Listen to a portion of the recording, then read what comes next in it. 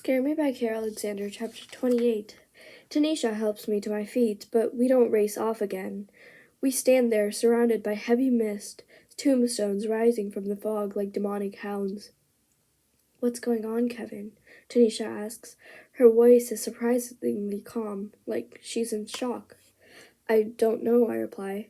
I look behind us. I don't see the basement steps anymore, but I know they were back there. At least, I think they were. I hope. "This is a real graveyard," she says, not a question. Her statement is tinged with disbelief. "Yeah," I say. My brain feels like it's dulled. Where thoughts should be is just one long, high-pitched ring. "We have to find Julia," Tanisha says. She takes a step forward. I'm frozen. Anything could be out there, but that's not why I don't want to move. Suddenly, my dreams from the past few nights flood back through my thoughts. The hill with the casket holding my own body, the swamp filled with snakes, the pavilion with the weeping bride. I know precisely what's going on, and for the first time in my life, I really, truly am scared. I try to move my feet, but they are stuck to the ground. How is this happening? How are we here? How can this be real? Absolutely nothing about this is explainable or rational or logical, and it feels like my brain is short-circuiting because somehow this is no dream. Julia screams again, closer this time, and my legs finally kick into gear. Tanisha hurries on beside me. Together we race through the fog in search of her. Tombstones tumble under our feet, but we manage to leap over them. This part of the cemetery is just rolling hills and graves, though the grass quenches under our feet with the promise of swampland. Somewhere out there is the mire and the snakes, but for now, at least, we race over dry land. I hope I never have to encounter one of those snakes in real life. Or the bride. Or the hill with my casket. "There!" Tanisha yells out. She points ahead to the top of a hill. A lone, scraggly tree stretches out to the moonlight, and at its base, cowering against the trunk, is Julia. She holds a branch in both hands, swinging it at the fog. I push for extra speed, but Tanisha reaches out and grabs my arm, forcing me to slow down. "Kevin," she gasps, "what are those?" Because there, stumbling through the mist, are shambly gray shapes my brain doesn't want me to see.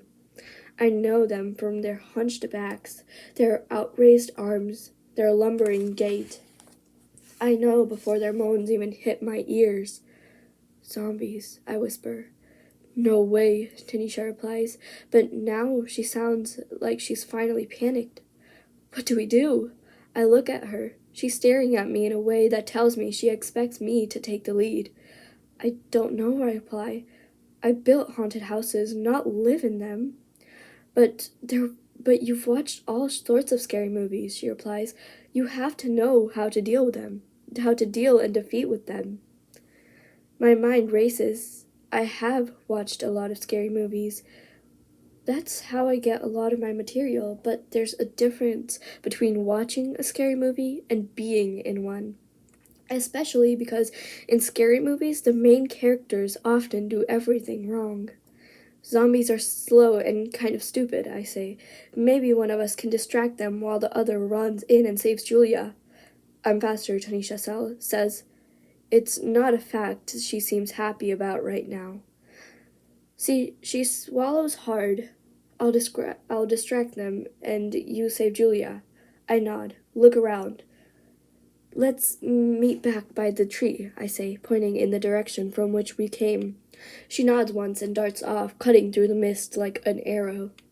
"Hey, zombies," she calls out. "Over here, look at me. I bet my brains taste delicious." The zombies groggily look over to Tanisha, who stands a few yards away from them, jumping up and down and waving her hands. They're the real deal. They even smell dead.